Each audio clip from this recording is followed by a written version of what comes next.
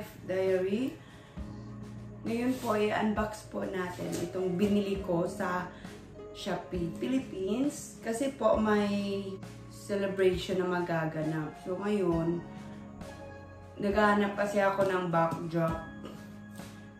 So yung paglalagyan ng backdrop. So nakita ko ito sa Shopee Philippines. Gusto kong i-unbox. Pakita sa inyo yung binili ko. Kung maganda pa siya. Okay, simulan na po natin yung pagbubukas. Okay, babos. Nakapack po siya sa babos. Binili ko po siya sa halagang 1,460 pesos. Hindi naman masyadong mahal. Let's open it here. Okay.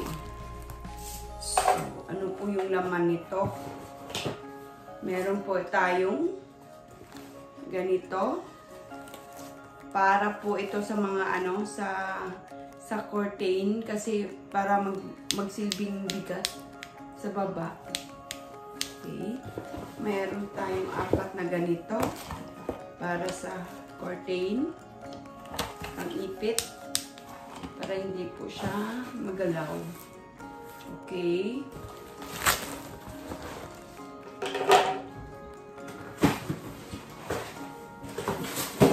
So, eto na po yun. Meron siyang lalagyan. So, kapag ano siya, dadalhin mo saan-saan, hindi ka magkakaproblema. Ayan. So, this one, parang stand siguro ito. Tingnan natin.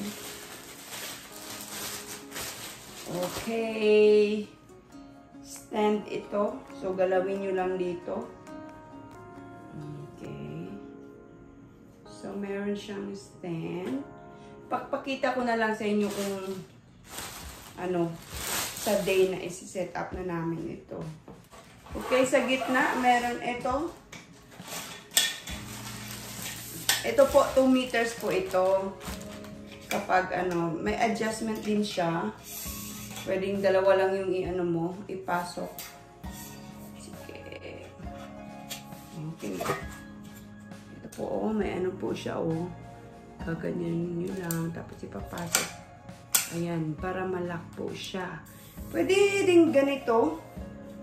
Yung height nyo, mga 1.5 din. 1.5. Tapos, kung gusto nyo ng 2 meters, kasi talagang 2 meters po ito.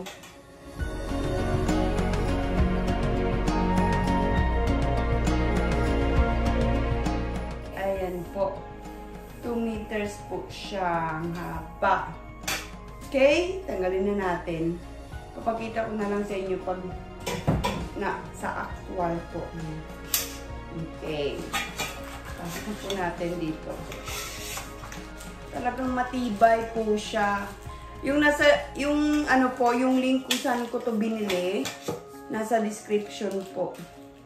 Ayan. Dalawa pong stand. Now, tingnan natin yung stand niya. Mabigat ba? Yes, mabigat po. Tsaka parang durable po talaga siya. Ayan, meron din siya dito. Sige, tingnan na lang natin kapag ano, dumating na yung celebration namin. 2 meters high din ito. Okay, so ayan, abangan nyo na lang sa day ng aming ano, pag-set up nito. Hindi ko na isi-set up. Doon na lang sa ano, sa next week kasi may celebration kami. Ayan po. Matibay po siya. Talagang matibay. Sulit na sulit yung pera nyo dito. Maganda niyan kasi may lalagyan siya talaga. Makikip mo talaga kapag hindi mo na siya ginagamit, diba? Easy to keep lang. So, this is the last one. Keep na natin muna. I-keep muna natin kasi wala pa namang okasyon. So, ilalabas ko siya kapag may okasyon na. Okay? Napaka-ideal nito sa mga may business, na mga restaurant, sa mga catering business. Maganda ito. Meron din siyang ano dito, oh. I-ano mo siya. Ayan. I-bag mo talaga siya. Tapos, i-keep na natin.